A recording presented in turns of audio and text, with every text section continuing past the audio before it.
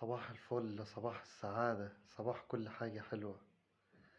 معلش أنا طالع لكم كده الساعة 6:30 الصبح، بس في خبر مهم لازم نقوله. أعلن المستشار مرتضى منصور رحيل نجم نادي الزمالك إلى الدوري السعودي.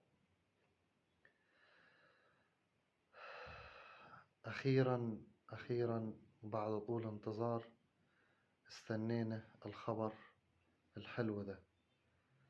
بس معلش، أعلن المستشار مرتضى منصور برحيل يوسف أوباما إلى الدوري السعودي. يوسف أوباما إلى الدوري السعودي.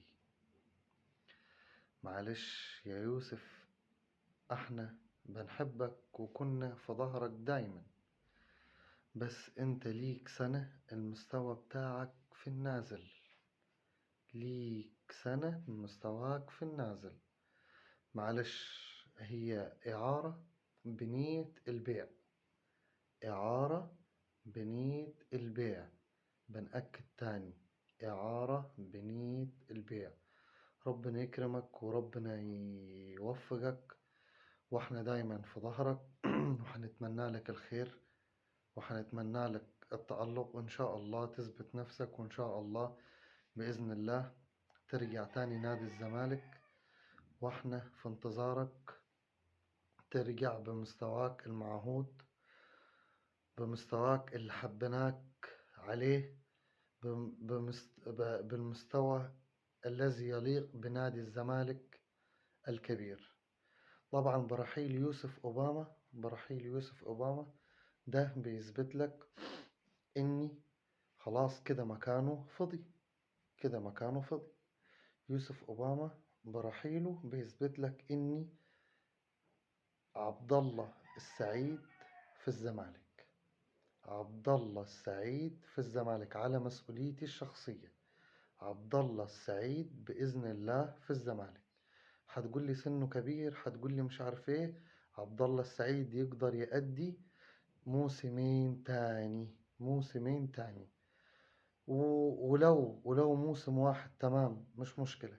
يختم حياته في نادي الزمالك ونستفيد منه، وكل الجماهير بتحبه، وإن شاء الله خير.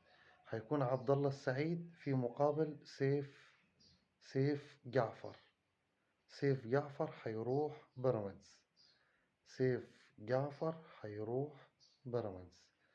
فإن شاء الله خير. والمستشار مرتضى منصور عودنا إن هو مش بيجيب أي صفقة وخلاص، بيجيب كل الصفقات التقيلة، وإن شاء الله مش هتكون هي دي نهاية المطاف، وإن شاء الله مزيد من الصفقات، وإن شاء الله نوقف في ظهر نادي الزمالك وفي لعيبة نادي الزمالك، وما نجيش عليهم.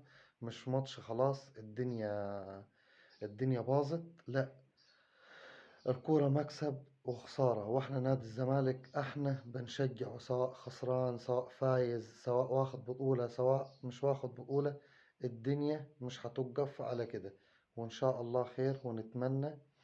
ونتمنى التألق ليوسف أوباما، وإن شاء الله بإذن الله عبد الله السعيد ياجي ينور نادي الزمالك، وإن شاء الله كده يكون وشه خير على نادي الزمالك.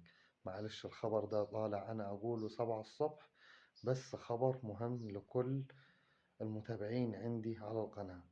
أشوفكم بالليل إن شاء الله. سلام عليكم.